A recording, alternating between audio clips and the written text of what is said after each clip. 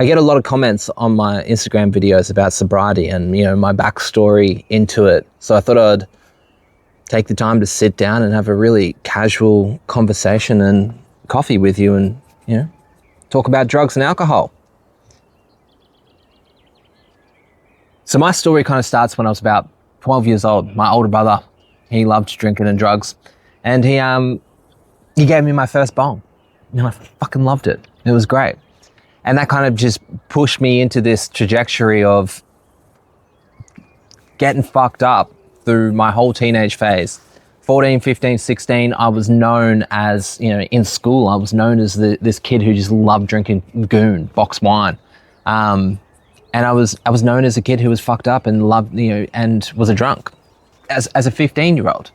And, I was really into skateboarding, and, we would go to the skate park and we'd just get drunk and we'd go to parties, and that was kind of my upbringing. I grew up in Australia where it's cool to be the guy who vomits. Like, we live in a place where, like, you can go online and see Australians drinking beer out of shoes. Like, the culture here is centered around being a fucking cannon. And it's like, if you're someone who has these addictive tendencies, it's not a fucking great place to live. That's for sure. Like, well, it is, but it's not easy for you. So that's kind of the path that I took as a teenager. But then when I became like a bit more of an adult, like 18 to 25, I got really into heavy drugs. I started smoking a lot of meth. There was a few occasions that we were snorting heroin. We were doing, we didn't do that much cocaine back then because we were all broke, but we did a lot of meth, a lot of pills, a lot of alcohol, a lot of weed. And that was just normal.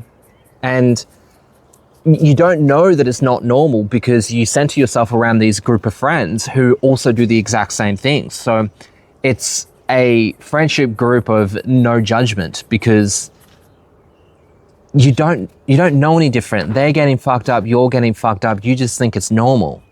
And it's really hard to pull yourself out of that unless you have some third person perspective on your life where you're looking around, you're going, holy shit, we're all fucking losers and we're all sitting here getting fucked up all the time and not achieving anything. And that's kind of what happened to me. I was doing it for so long that on my 25th birthday, I'm not going to get into the backstory of like, there was some pretty wild shit that went down in my life, but long story short, pretty much on my 25th birthday, I decided to go sober. I stopped drinking, smoking, doing drugs, absolutely everything. And that lasted 5 years. 5 years I went completely dead sober. And prior to me going sober this first time, I'd tried so many times. It might last a day, it might last 3 days, it might have even lasted, a month. That's probably the longest that it ever did last. But I tried so many times. And this time it actually stuck. And I eventually broke it, which is the real addiction story, but like I'll get to that later. There's a few things that I noticed in that first 5-year stint of sobriety. And the first negative to it, I'll start with the negative, was loneliness. I was so lonely for years because I had this massive group of friends that I'd had for so long, and I didn't realize that the glue that stuck us together was drugs and alcohol. It's like I didn't actually have friends. I had drinking buddies. I had a circle of non-judgment where we could all be absolute fucking cannon drug addicts and no one said anything. Because if you're doing it, I'm doing it, and it's a safe space for us to be fucking degenerates, pretty much. And, you could argue whether they were really good friends, but regardless, I didn't have anyone now. I had my housemate at the time, and I spent a lot of time just by myself. I literally, for the first 2 years, I pretty much sat in my room and fucking played World of Warcraft, really. And that was probably the biggest negative, because it wasn't like I was doing some pretty addict shit, but like, it wasn't like I was a real full-on addict. I was functioning, I was happy. I just loved to party. I was just smart enough to know that it wasn't good for me. So I stopped doing it. And the really only negative was just like I was bored. I was lonely.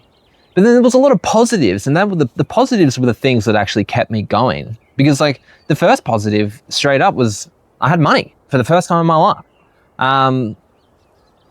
You know, there was a time I remember I bought this pair of Vans. They were only like $70. But it meant so much to me that I could just go out and buy these pair of $70 Vans. And it's not like I didn't have $70 beforehand, but that $70 was a quarter of weed. You know, it was two cartons of beer. It was a couple of packs of cigarettes. Like those things were more priority to me than a fresh pair of shoes. So having that fresh pair of shoes and knowing that I could afford them was like, it was really weird, and it made me really happy. And that was a really big positive. And then when I kind of did that, I started like calculating money in weeks of sobriety. I really wanted this American Fender Telecaster, and it was like $3,500. And I was like, oh, at the rate that I'm saving money, I can buy this. If I stay sober for another 6 weeks, I'll be able to afford this. And so I did it. And then I really wanted a motorbike, and I bought a motorbike, and I just did the same thing. And that was really good. But eventually that just got boring too.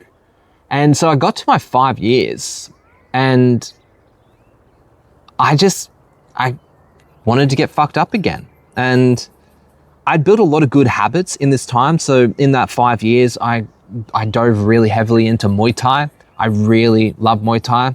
And that became a big part of my life. I was training every day, and, you know, I started going to the gym and lifting weights. And so I'd built all these habits in the sobriety, but the mindset that I had prior to it was that I just loved to party.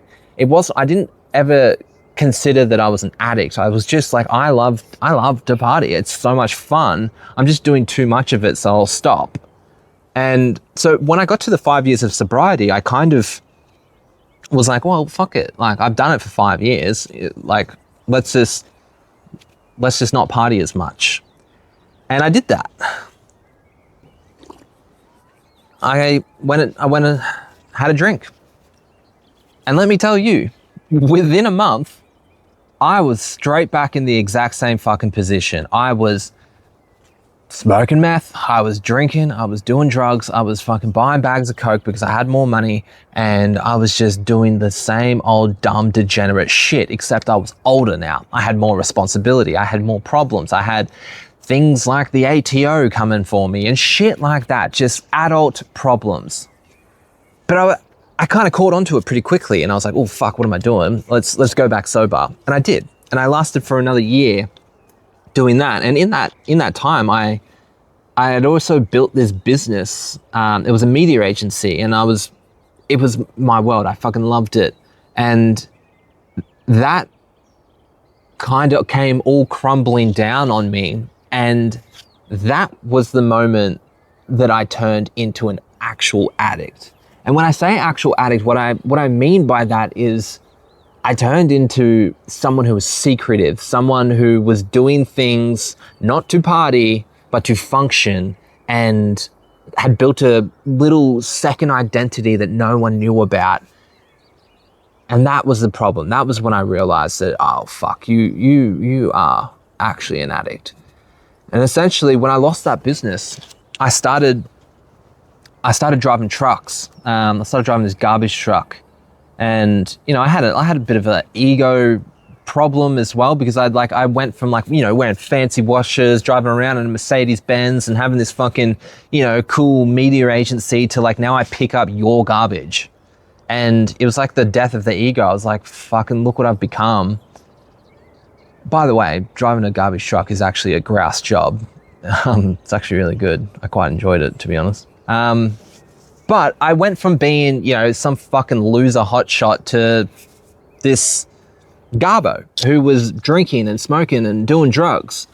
And that kind of led me into this crisis, internal crisis, where I started hiding who I was and what I was doing. I was buying bags of coke and I was hiding them around the house because I had a wife, I have a wife, and I didn't want her to know how far I'd fallen. And that was a real big mental battle, because I was stuck in this way. I was buying non-alcoholic beers, pouring them out, filling them up with normal beer and putting the caps back on them and putting them in the fridge so that I could go home and drink shit tons of beer and not feel bad about it, because she wasn't like, oh, he's fucking drinking again. It's like, oh no, I'm drinking non-alcoholic beers. No, I wasn't. I was getting fucking lit. And then, you know, couple that with, you know, hidden bags of Cokes, and I was eating fuck tons of Dexies, and I was just doing real addict behavior. I was drink driving around because I was so fucked up all the time. And I kind of realized that, like, yeah, you're not just a kid who likes to party anymore. You have a problem. You have a really big problem. And it was becoming detrimental in my relationship. It was becoming detrimental in my job. It was becoming detrimental in my health, everything. And my wife, she went away for 2 weeks, and I was really excited for her to go away, which is fucking pretty cooked. But I was excited for it because I didn't have to lie about who I was. I was excited that I could be in my own house and be comfortable with the real person that I was. And this real person was this fucked up, canon, alcoholic, drug addicted addict. And then when she went away, I went and bought an 8-ball of Coke, I bought 3 cartons of beer, I bought all this weed, I bought mushrooms, I bought everything that you could fucking probably think of. I was eating it, and I was cooked for about 4 days straight, just no fucking sleep, no nothing. And I was so excited to get on it that when I did do it, I realized that I don't fucking do anything when I'm on it. I sat there and just scrolled. Like, my screen time on my phone for one of these days was 14 fucking hours. Like, you didn't do anything. You were so excited to get fucked up. You were so excited to become this fucking canon, and you didn't do anything with it. Like, even if you had a fucking went fishing for anything, at least you did something. But I didn't do anything. I fucking sat there and did fuck all. And that's when I realized, I'm like, you were so excited to do this and you didn't do anything. So why do you continue to do this? And then that kind of like changed in my head, where I was like, I had all these drugs left, and I was like, well, I have to continue to do them, but I know that I don't want to do this. So I'm just going to watch like addict videos and stuff on YouTube whilst doing drugs. And I did that, and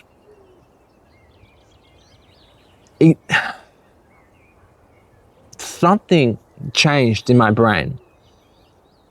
And it's essentially the admitting that you're an addict and learning to live in harmony with it.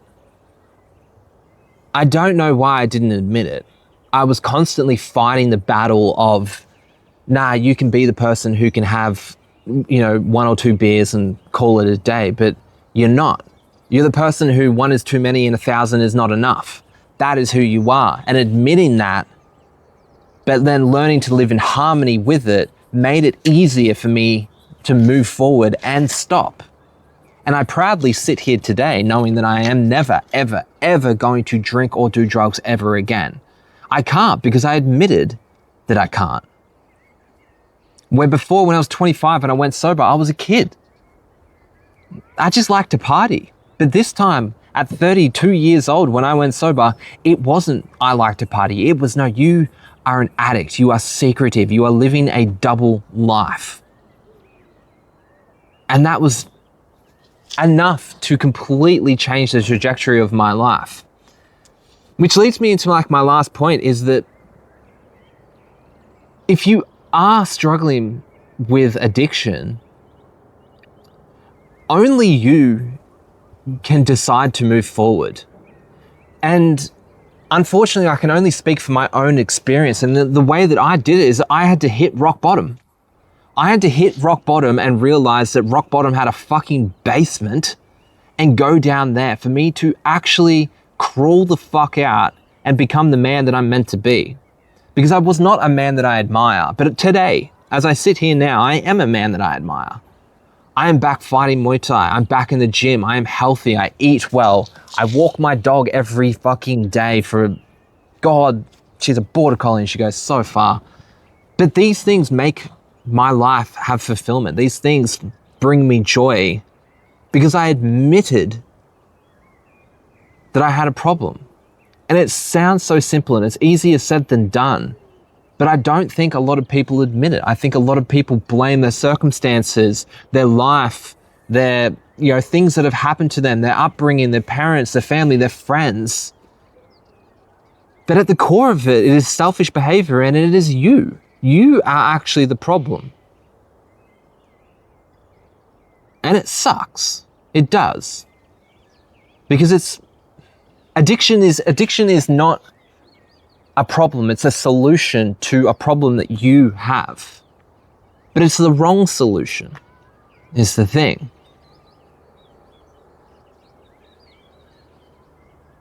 Anyway, that's pretty much my story of how I got to where I am now.